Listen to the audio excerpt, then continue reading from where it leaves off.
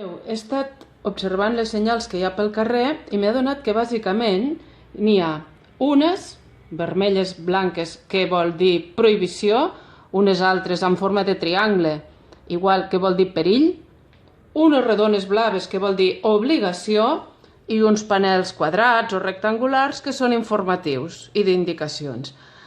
Per exemple, ens podem trobar una senyal que vol dir prohibit que passin els camions o una senyal de perill. Per aquí poden passar animals domèstics per aquesta carretera.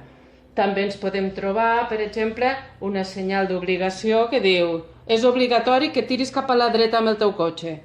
O ens podem trobar un panel informatiu que digui hi ha un pàrquing, aquí hi ha un pàrquing. Doncs val, jo n'he triat algunes per fer les meves i m'he inventat. Per exemple, m'he inventat un prohibit tocar la guitarra. Què us sembla?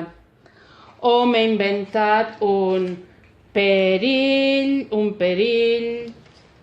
perquè aquí es poden sentir sorolls molt forts i fan molt mal a les orelles. O, per exemple, m'he inventat un és obligatori que parleu amb la E. Era dents a 10 i preveu de fer vosaltres en senyal. Adeu.